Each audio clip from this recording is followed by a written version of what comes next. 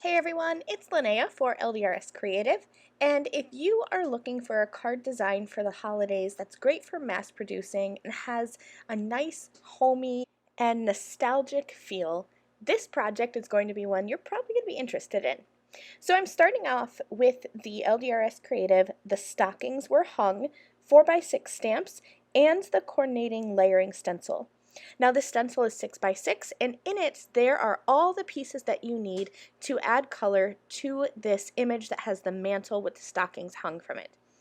It's one 6x6 stencil and you might need some masking tape to mask off places, but honestly the cutouts for the stenciling are far enough apart that you might be able to just omit the masking tape if you are good at controlling your ink blending. So I have a panel here that I have cut down using one of the A2 diagonal stitched layered card toppers. And I'm going to grab the stockings were hung 4x6 stamps, and I'm going to carefully remove the large image stamp that has the mantle with the stockings hanging from it, and I'm going to do my best just to center this in the center of my panel. I'll stamp that with Raven Hybrid ink along with a sentiment above and below my image, and then I worked quickly and sprinkled on some clear embossing powder to heat set that image and kind of seal that ink in so that it doesn't blend or smudge when I'm blending my ink over the top.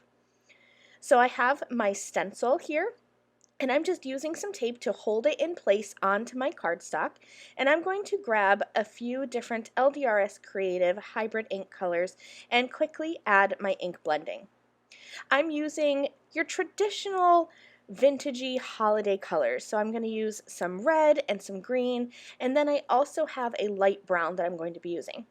I'm starting with my light brown ink and I'm going to add that over the mantle piece. This is iced tea ink, and I'm coming in with a light hand and just adding layers of this ink until I get the desired saturation.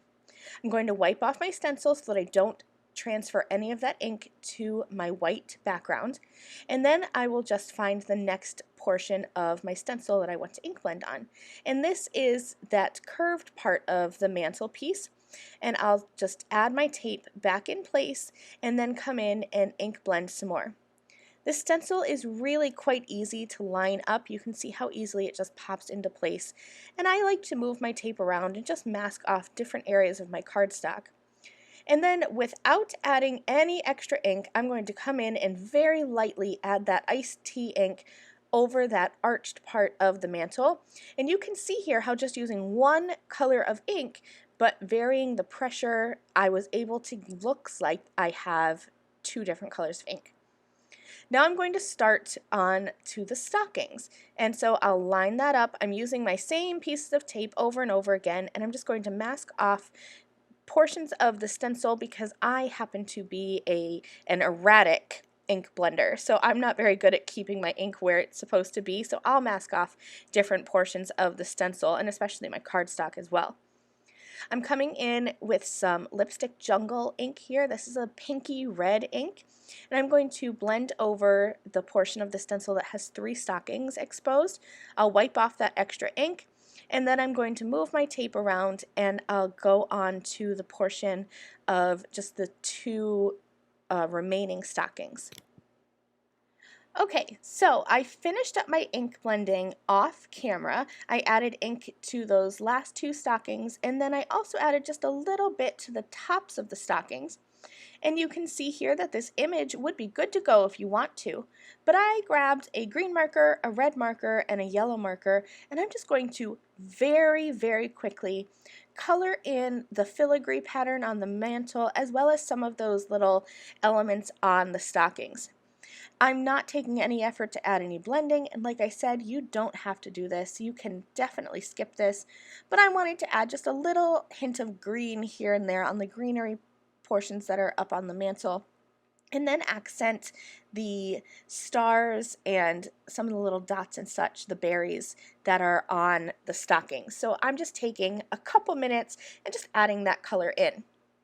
Then I added some gold shimmer watercolor spatters to my background, and I'm going to add this onto a gold panel. It's like a foiled colored cardstock that I cut with the largest die from the A2 diagonal stitched layered card toppers.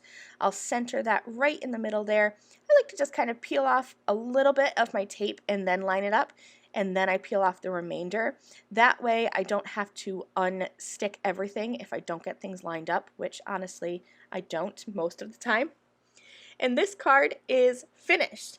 Like I said, this card is quick and easy, and I just love how nostalgic, and it just reminds me of home for the holidays. Thanks so much for watching this tutorial. I'll see you again soon. Bye!